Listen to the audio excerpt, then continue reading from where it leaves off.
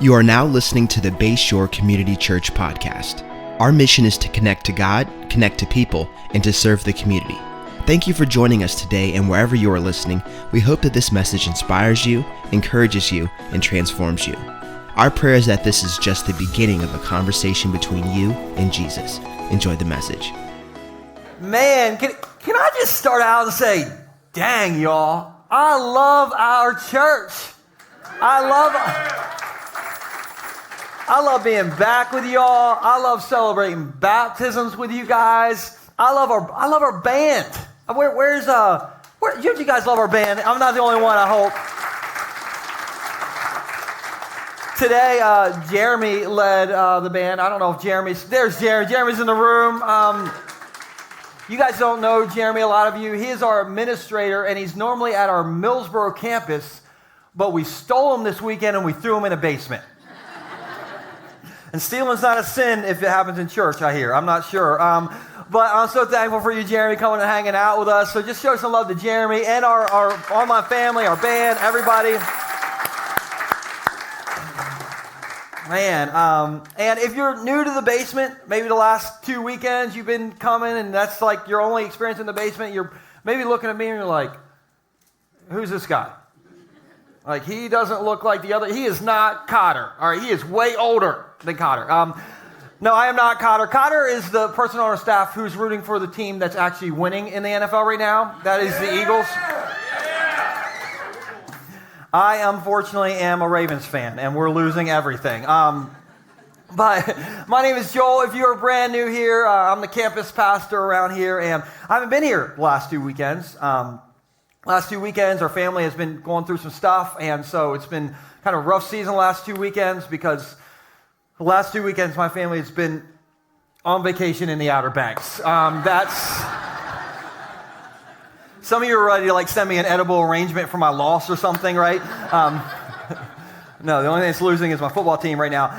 Hey, who does not hate vacation? Like, you are down to get out of town, leave the bills, responsibility, leave the kids somewhere. You like vacation? I love vacation. It doesn't even matter where. I love vacation. And I know I rag on or I tease with the tourists sometimes. New Jersey people, I'm talking about you. It's all I love. Listen, I love being a tourist. I was down in Rodanthe, North Carolina. I was driving 5 miles an hour under the speed limit just to make the locals mad. Thought about feeding the seagulls. I called the town the wrong name on purpose to the locals. I love your town, Rodanthe. Just like you guys I love, what is this, Lewes, Delaware? What is this? I love being a tourist. And so we go down to the Outer Banks. Our whole family goes every September. We go near the Nights in Rodanthe house. Y'all remember that movie, the romantic movie? Yeah. I leverage that when I'm down there. I'm like, hey, baby, we're in Rodanthe, and it's night, so romantic. Anyway, but like I said, our family goes every September down to the Outer Banks, and there's a few things you can expect on the Tice family vacation. I don't know if there's anything like you guys got traditions or whatever, but we have some things that you can't expect are going to go down on the Tice family vacation. First off, my wife is going to fill up half our minivan with board games and puzzles. And I'm like, honey, can I bring, change of clothes this year? Oh, no, we got to we need to save room for Catan, Monopoly, Candyland. Okay, got it. And listen, it's not that I don't like games, but I do like a change of clothes on vacation, all right? But our van, you can always expect it to be full of games. You can always expect on vacation that my dad, my father, our lead pastor, is going to share some inappropriate story and or video with his grandkids, i.e. my children. In 2019, my kids were 4 and 5, and my dad was I guess he was thinking these kids are old enough now. These kids, they're ready to hear about the circle of life now. I'm going to share with them every deer birthing video I can find on YouTube. And I didn't even stop it when he did it, okay? I just took a picture of it. You want to see the picture? All right, this is him showing them deer birthing videos on YouTube. As I'm taking this picture, I'm like, this is going to create a lot of questions that my wife is going to have to answer, okay? And listen, was the video appropriate? No, but were my kids having a lot of fun? As you can see, yes, all right, but totally expected. Like this year, my dad told his grandkids, my kids, and my brother's kids, told them that when he was a kid, he used to put his cat in the neighbor's mailbox because she was mean. And so when she'd open her mailbox, there would be a cat in the mailbox. I'm not even a cat person and I'm offended, okay? But totally expected out of Dad, all right? You can always expect one of those stories or one of those moments with my dad. The last thing you can expect on the Tice family vacation is the trash game. I don't know if you all know about the trash game, but here's how the trash game works. We always rent like a big place because the whole family goes down there. And so we get like this 4-story place, and the kitchen's always on the top floor. And you don't want to be like taking the trash down 4 flights of stairs because we're on vacation, right? Right, okay. And so what you do is you get the dumpster and you pull it up alongside the house. You open the lid. And when the kitchen trash is full, you take the bag, you go out to the balcony, go out to the deck, and you try to drop your trash 4 flights of stairs down into the trash. And it rarely works, but it's a lot of fun. So, yeah, now if you have to clean it up. So, you want to see like some of the trash games in 2019? I have a video. You want to see the trash games? Okay, watch this. Lost it. This is with a pizza box.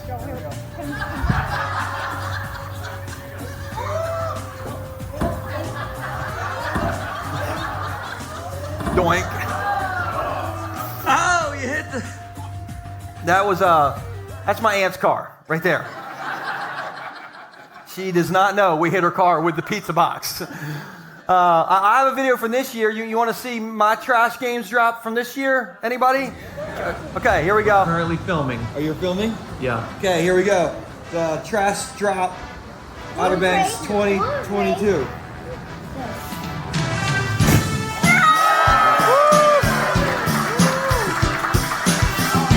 All I do is win, win, win, no matter what.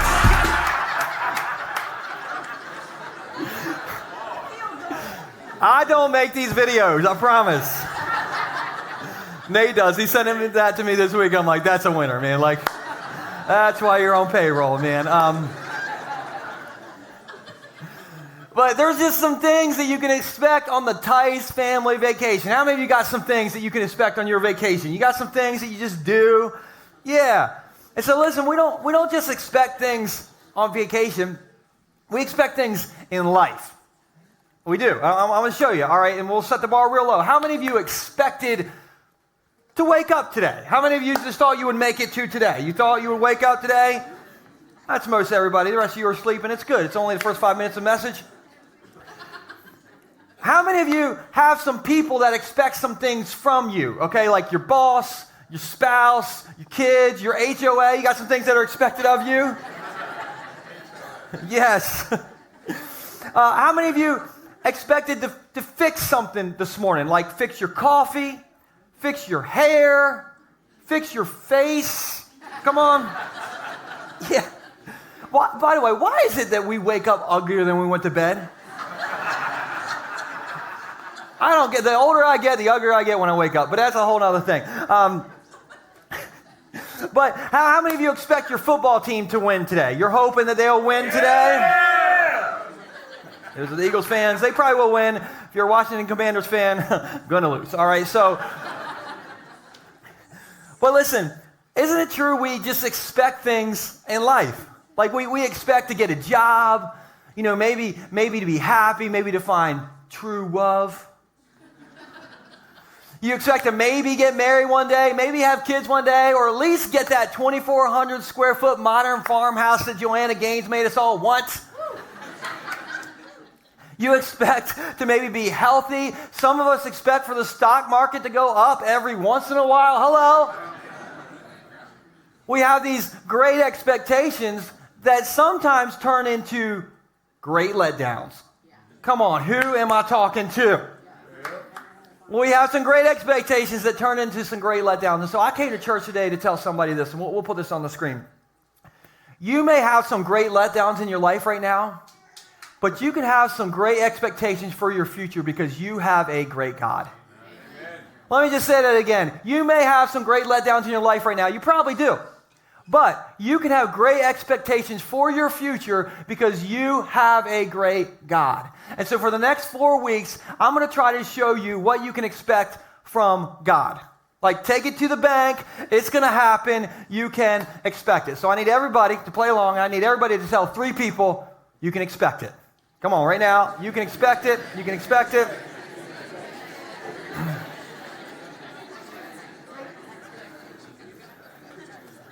I hope nobody told the other person that you look like you're expecting.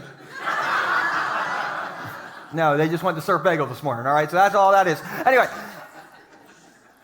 Hey, every week in this series, we're going to have a go-to verse out of Exodus, and this verse is sort of a big deal. Like Butch, it's sort of a big deal. Everybody say a big deal. Big deal. All right, now here's why this verse is a big deal. Because this verse, according to people who are smarter than me, Exodus 34, verse 6, is the most quoted Old Testament verse by other Old Testament authors. And so this is sort of like the John 3:16 of the OT. Now, you know John 3:16. If you're not a Jesus follower and you're in the room, you know John 3:16 because you've watched some football game and some weird guy's been in the end zone with his shirt off, wearing a wig, holding up a sign that says John 3:16, just kind of freaked the kicker out with Jesus. Have you seen this?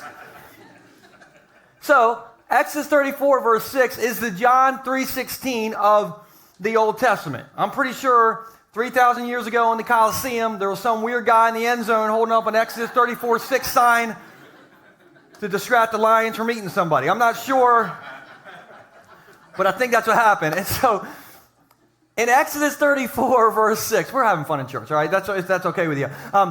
Exodus 34, verse 6, God's people had lost some things. They had some letdowns in their life. And so you can probably relate to that.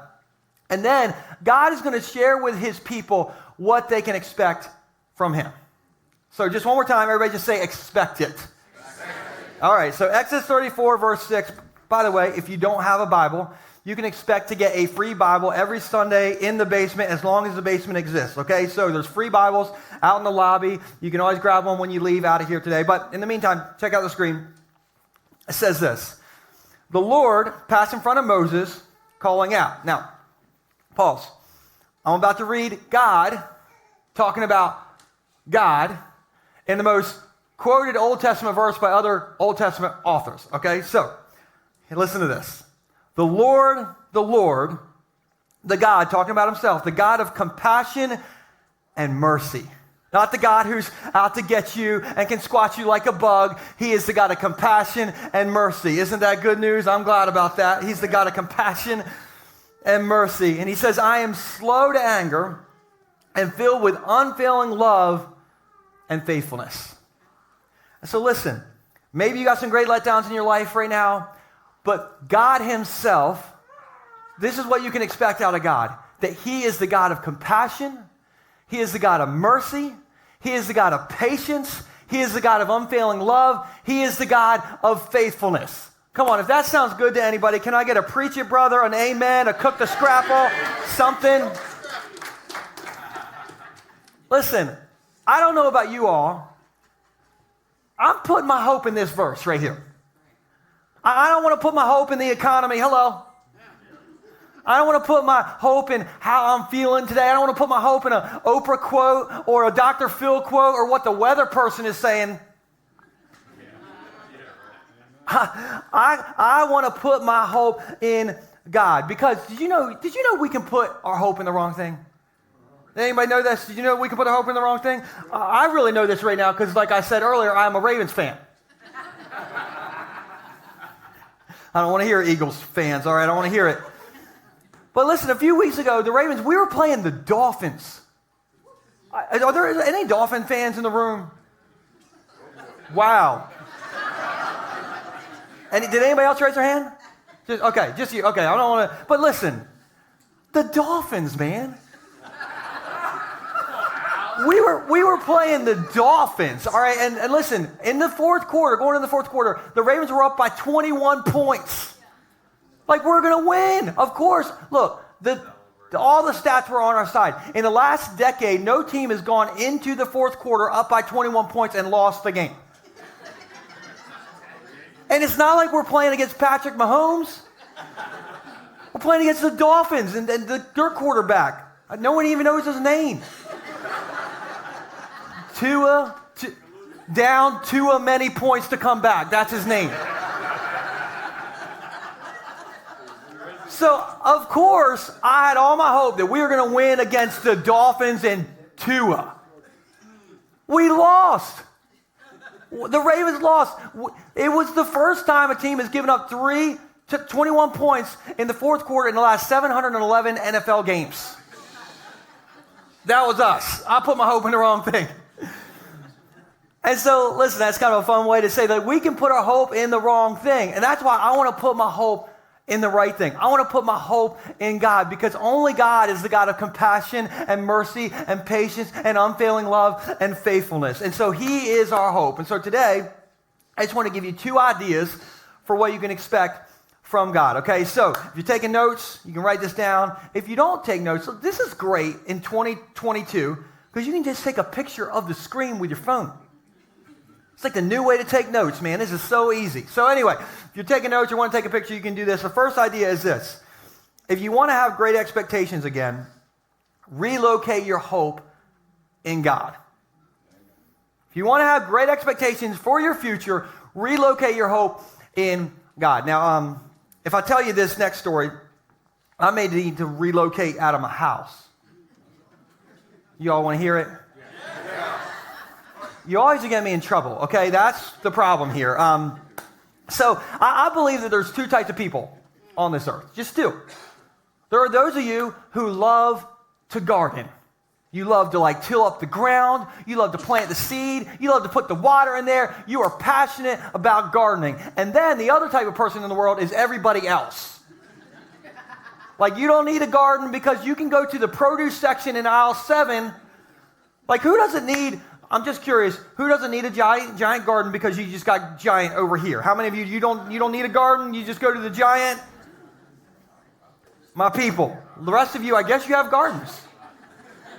I don't know. And I got to be sensitive with this because my wife is in the room and I want to have a good afternoon. But in our house, we are great at the idea of having a garden. We are not so great at actually having a garden. Does anybody feel this? Anybody been there? Yeah, listen, this is not an exaggeration. The last 2 years of our garden, I have had 1 strawberry and 1 raspberry. That's true. That's all I have had. I mean, we are so bad at a garden, man. And so here, a few weeks ago, our garden, we can't grow actual things that you want to eat, but we can grow weeds. Real good at growing weeds. We had a crabgrass weed in our garden that was a Guinness World Record weed. They went from one end of our yard all the way to Milton. It was huge. And so I'm looking at our garden. There's weeds coming out of everywhere. I've had 2 pieces of fruit in 2 years out of this thing. And they're small fruit. So I'm thinking, that's my wife laughing because she's into the garden, man. And so I just kind of gently went up to my wife the best I could, and I was like, honey, do you think we could just not have a garden? How would you feel if I just stuffed it with TNT and just... She hasn't talked to me since I said that. No, she was real good about it. She was like, honey, that's okay. We can get rid of the garden. In other words, you can get rid of my hopes. But she said I could get rid of the garden. Now, men, this is when you're in a situation. Did she really mean I could get rid of the garden? Or does she mean that if I get rid of the garden, she is going to murder me in my sleep? I took her at face value. She said I could get rid of the garden. And so I got rid of the garden, buddy. But listen, this is true. I got rid of her garden in 2 seconds after I got rid of the garden. Stacy was like, I think we could have another garden if we just relocated 10 feet that way. I think it would work just 10 feet that way. And I saw the garden hope in her eyes. I've been seeing it for years, people. And so, and I'm not against relocating the garden, okay? I'm just for like relocating it to the produce section in Aldi. Because they have so many strawberries over there, guys. Like, I don't know if you've seen, but there are so many strawberries at Aldi. But she's like, just wanted to relocate the garden. So I'm sorry, babe, that tore up your garden. I believe in your hopes and dreams. I need to get some love points back. Let me get some love points back. Here's what I love about my wife. She holds on to hope. She's like, if we just relocate it 10 feet this way, I'm sure we'll have 100% success. Like, holds on to hope. And listen, hope is good. Hope is your first step in the right direction. We all need hope. We need hope. Without hope, we give up on the garden. Without hope, we give up on fighting for our marriage, or maybe your marriage didn't work out. Listen, without hope, you give up on something better coming along or something better for your future. Without hope, we give up on fighting the addiction. Without hope, we give up on fighting to get out of debt. Without hope, we give up on something getting better in the future. We all need hope, don't we? So maybe you came into church today and you need some hope. And I have good news for you. You came to the right place because we are hope dealers around here. So just take this in. Listen, only if you need hope, just honestly, just take this in. Close your eyes and take it in. Only God is big enough to get you to your biggest hopes. If you need hope, only God can give you hope when all you see are life's biggest letdowns. And that's big news because that means it's not all on you. You don't have to make your own luck. You don't have to make your own hope. Okay, you just have to relocate your hope in God. I love Isaiah 40, verse 31. It says this gets me psyched. It's so good. It says, but those who, what, church? Okay, that was minimal, volume level low. I'm going to do this again and overflow. I need to hear you in the room. Okay, so everybody, but those who hope in the Lord. What happens? Will renew their strength. They will soar on wings like eagles.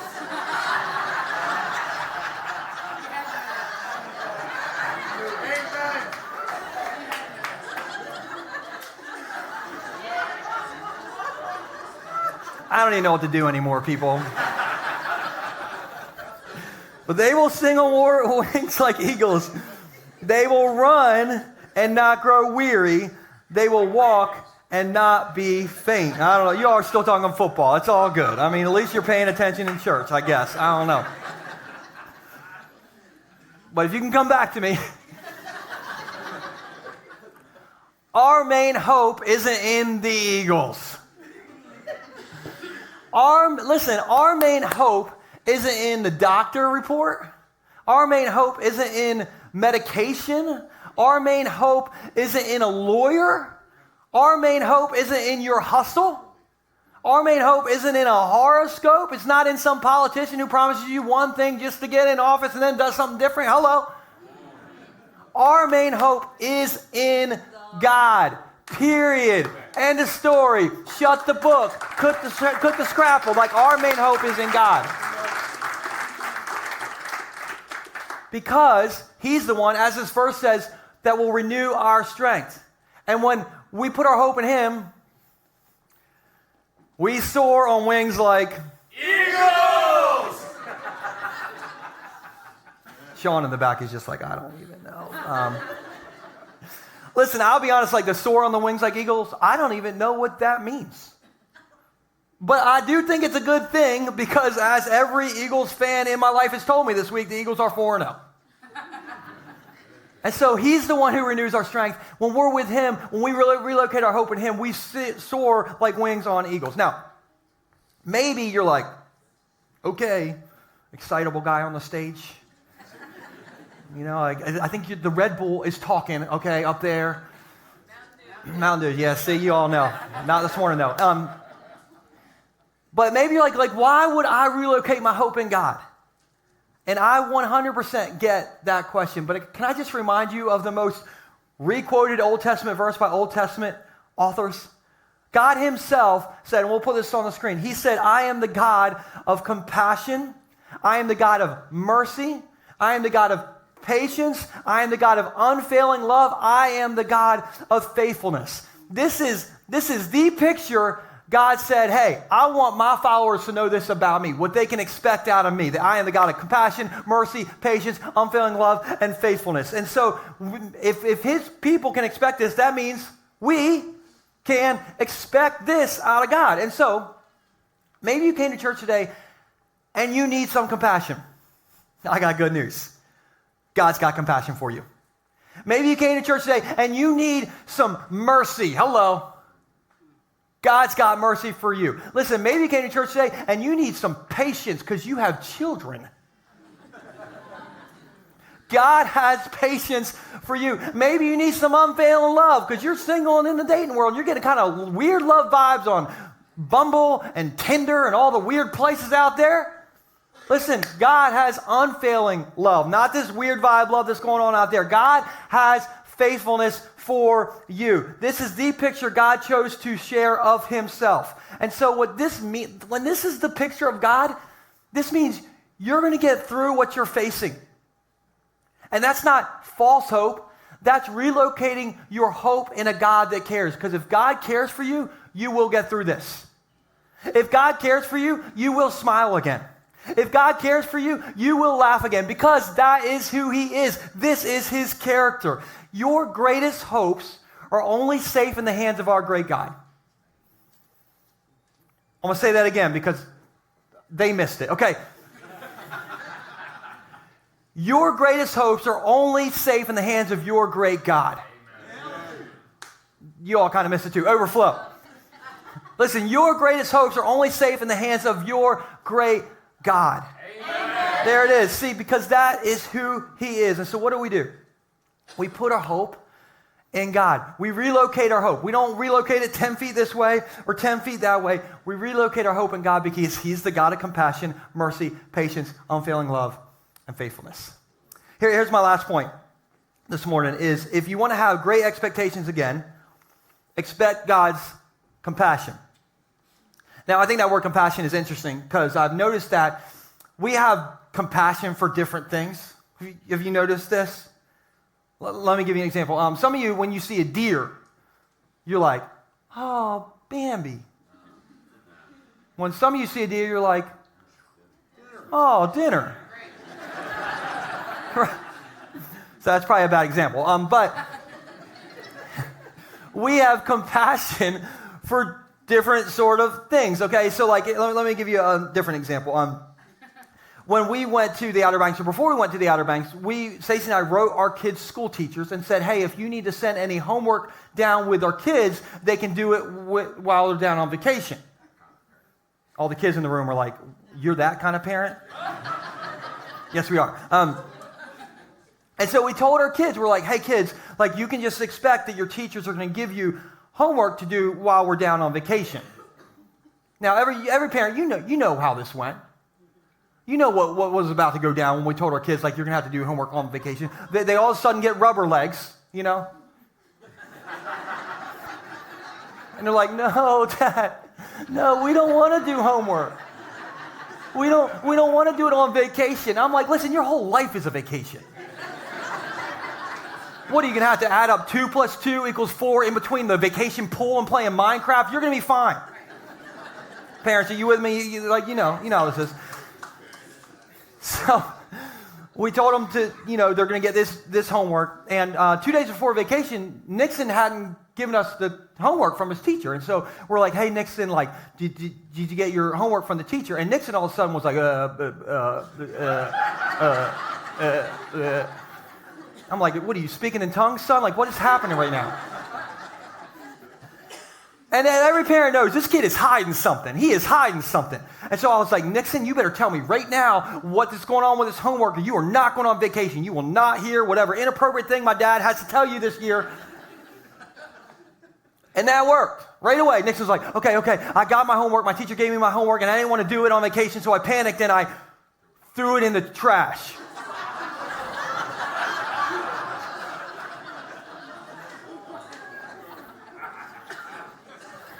This is true.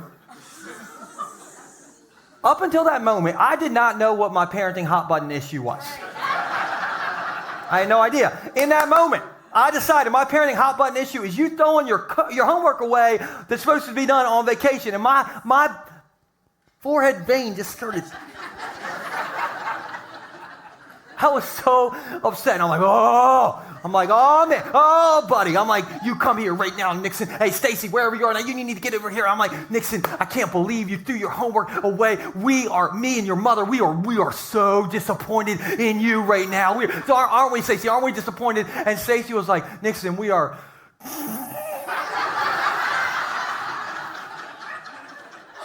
I'm like, Nixon, me and your mother are going to have a conversation in private right now. We went into the bedroom, and Stacy's like, it is pretty funny.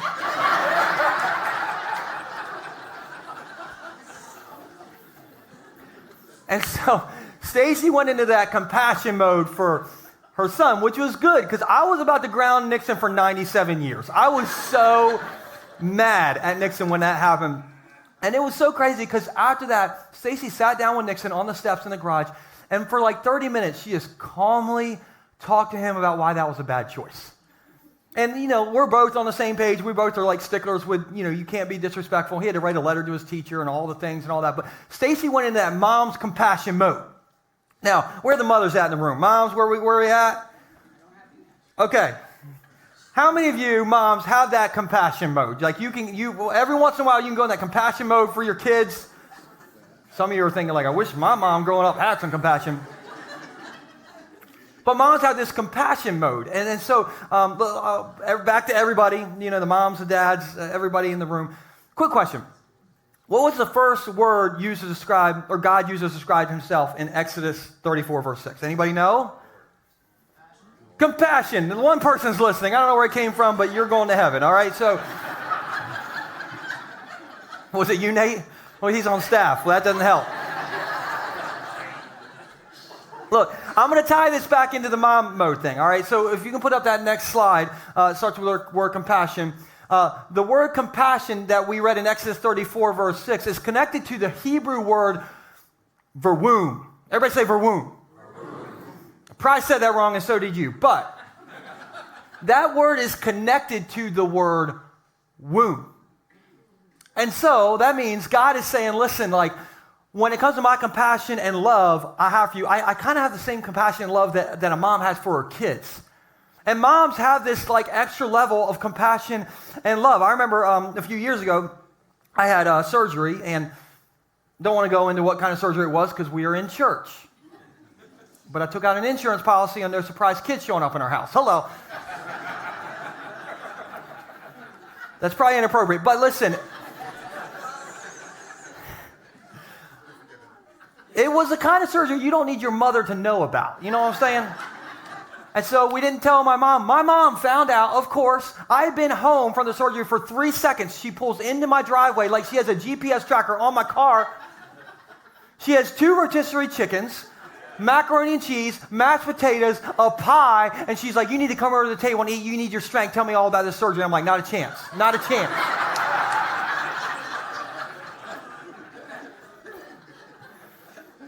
Moms have that compassion mode. Moms have that love mode.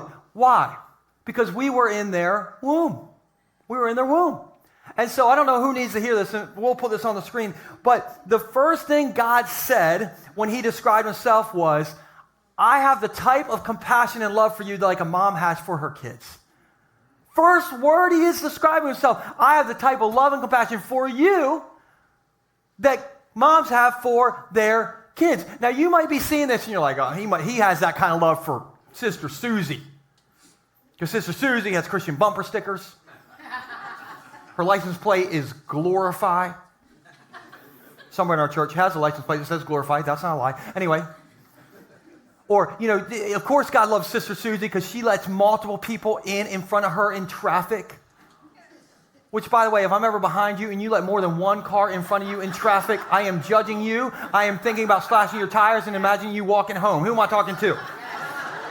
It's a one car limit, okay? But that kind of shows that we're a little jacked up because we imagine those things about somebody else. Which is why sometimes we don't think God can have love and compassion for us. But do you know who was hanging next to Jesus on a cross? Any Sunday school people in the room? Thieves. We don't even know their names. We just know they were a thief. Their hobby was thieving. They probably stole the hubcaps off of the dolly in front of them that let 2 dollies in on Jerusalem Route 1. Okay, they thieved some things. And so on the cross, one of the thieves is like, hey, Jesus, I'm jacked up. Would you have compassion for me? And Jesus said to a thief, he said, at the end of this day, when all this craziness is over, we'll be in paradise together. Jesus, a thief, in paradise together. Doesn't that sound like there's a joke in there somewhere? Jesus was with a thief in paradise after the resurrection. And that just gives me hope that God can love me even though I am jacked up. Is anybody thankful for that? If you're thankful for that, raise both hands, something.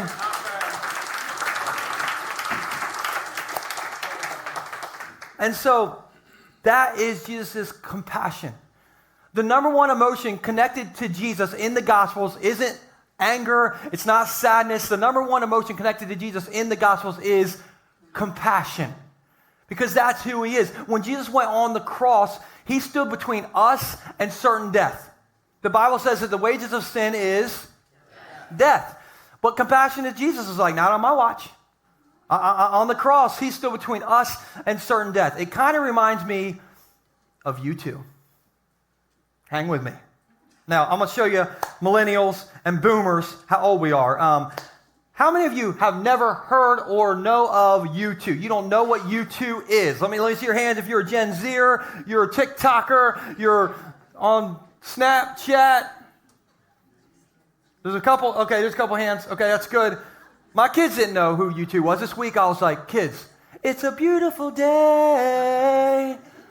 And they're like, it's raining, Dad. I'm like, I have failed you. Listen, Gen Zers, I know you didn't raise your hand because you didn't want to be embarrassed, but listen, a little tip. If you ever want to distract your parents and sneak out of the house, just put the Joshua Tree album on in your family living room, and for the next 30 minutes, your parents will go into a 1980s time warp, and you can sneak out the windows, you can take money out of their wallet, you can burn the house down. They have no idea because they're having a karaoke session in the living room. Am I right? U2, man. Anyway, U2 is a rock band, if you don't know. And here's a really great U2 story. Back in the 80s, they had a song called Pride. And that's a song about Martin Luther King Jr. and Jesus and the power of love over racism. This is a great song. You might know it, like, Pride in the name of love. See, karaoke, I told you all. It wasn't very good. You need to listen to the real version. But it's this great song, but it was controversial because it was talking about the power of love over racism in the 80s. And so when U2 was doing their tour back in the 80s, they were getting a lot of death threats for that song. So one night they were about to play a show, and the FBI got this death threat about that song. And the FBI pulled Bono, who's the lead singer of U2, at the side, and they said, hey, we got this death threat that if you play that song Pride, and you sing that chorus, or that verse about Martin Luther King Jr., we got a death threat that somebody's going to shoot you at that moment in the song. And they said, we think it's credible. We don't think you guys should play tonight. And so Bono and the whole band talked about it, and they're like, there's no way we're not going to play. We are playing. And so they went out there and they played, and they got to the song Pride in their set list. And right before that verse where they talked about Martin Luther King Jr., Bono just kind of closed his eyes and just thought, well, this could be it. I mean, I could get shot right now. And he sang that verse, a shot rang out in the Memphis sky. And he got to the end of the verse, and he didn't get shot. And so he opened his eye, just kind of like looked. And what he didn't know is that before he got to sing, but after he closed his eyes, his bass player, Adam Clayton, had came and stood in between him and the crowd. And just stood there to take a bullet for Bono. And Adam Clayton stood there for the rest of the song, just standing in between a certain bullet and Bono. Isn't that the greatest like story ever? Like, if you're not listening to U2 on your ride home on Spotify, you are messing up. Don't turn on Justin Bieber, all right? U2. But I just think it's just that image of like Adam Clayton standing between the crowd and Bono. It's exactly what Jesus did for us on the cross. He stood between us and certain death. Why? Because he's compassionate.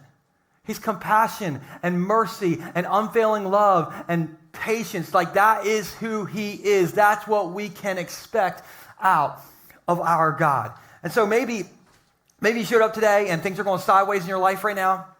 Maybe you showed up and you have a lot of great letdowns in your life and you're not expecting much good. Maybe you're the one who let some people down. I don't know what it is, but I do know that sometimes we lose hope. And I've been praying all week that you would just relocate your hope in God. Relocate your hope in his compassion, his mercy, his patience, his unfailing love. I'm just praying all week that you would just start to expect this kind of God, because God himself, that's what he described himself as. The only question is, are you going to believe he is who he says he is? Are you going to believe he is who he says he is? Now, I'm going to end with this story. How many of you have ever seen a movie one time, and the first time you're like, that movie's terrible. Then you watch it again, you're like, that movie's amazing. Has this ever happened to anybody? A few people, all right, that's better than the YouTube poll earlier. All right, so that happened with me for the movie Napoleon Dynamite. The first time I saw that movie, I thought, like, I am at least 10 times dumber for having watched this movie. Like, that was did anybody else feel like that after watching? Like, what? Yeah. Then a few years went by, and I watched it again, and I saw one of the characters in it. His name's Kip. I think we have a picture of Kip. We'll put it on the screen. No, we don't, but it's all good. Kip's on the back. There's Kip back there hanging out. That's Kip. Yeah, there he is. Listen, the second time I saw this movie, I started to appreciate Kip, and I thought, that movie's awesome. I loved it the second time. Now, I never had a vote for Pedro's shirt. Somebody said something about vote for Pedro's shirt. Everybody in college had a vote for Pedro's shirt except for me. But I do remember when Napoleon Dynamite was all the rage. It was around the 4th of July, and our whole friend group went to the fireworks here in Rehoboth. And all of our friends were there, like Bo Stinkin' Dukes, our worship leader was there. His future wife, Katie Dukes, was there. My brother was there. There was a bunch of us there. And one of our friends brought his friend. And his friend said, hey, my name is Pedro. And my brother said, I'm not calling you that. That's not your real name.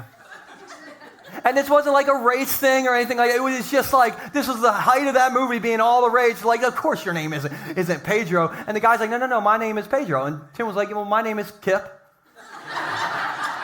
I got here on a time machine. I bought off the internet. And in the most embarrassing moment of my brother's life, the friend who brought him was like, no, his name really is Pedro. And Tim just didn't believe it. And listen, I don't know what you believe about God. Maybe you don't believe he is who he says he is, but I believe he is the God of compassion. He's the God of mercy. He's the God of patience. He's the God of unfailing love. That is who he is, because that's who he says he is. And I've just been praying all week that you will relocate your hope in him, because if you relocate your hope in God, you can be going through some great letdowns in your life right now, but you can have great expectations for your future because you have a great God. Because if God is who he says he is, he'll walk with you through your letdowns. If God is who he says he is, he will open the doors in your life that need to be opened. If God is who he says he is, he will close the doors in your life that need to be closed. If God is who he says he is, he will cheer for you. He will root for you. He will be with you. He will lead your family. He will lead you. He will lead your life, because that's who he is. That's who went on the cross and stood between us and certain death, because he's the God of compassion, mercy, patience, and unfailing love. Is anybody thankful for that at all? That's who he is. So let me just pray for you as we remember that this week. God, I'm thankful that we can remember who you are. And in the verse that the Old Testament authors seem to be enamored with, you just laid out exactly who you are. And you're the God of compassion and mercy and patience and unfailing love, God. That's who you are. And so, God, I know we walk in here just kind of having these preconceived ideas of who you are based on our circumstances in life. But, God, I just pray we'll walk out of here knowing that you are who you say you are. And so if we need compassion right now, we can get it from you. If we need mercy, if we need patience, if we need unfailing love, if we need somebody to be faithful to us, it's going to be you. And that doesn't mean that our life circumstances are always going to be okay, but it does mean that you will always be there for us to walk with us through those things. And it means that we can have great expectations for a great future because you're not an average God. You're not a mediocre God. You are a great God. So God, we rest in that. We get peace in that. And we expect that because that's exactly who you said you were. So Jesus, we believe that. We love you and we thank you for it. And everybody said, amen. Thank you so much for joining us on the Bayshore podcast. I want to encourage you to take this message you just received and allow it to go deep into your soul and let Jesus do the deep work that only he can do. A special thanks to everyone that gives generously to Bayshore. It's because of you that this ministry is possible, creating life change all over the world. You can be a part of spreading the message around the world by going to bayshore.online and clicking Give. For all things Bayshore, visit bayshore.online to find out what your next step may be. You can subscribe right here and share this podcast with your friends and family. Thank you again for listening. God bless you.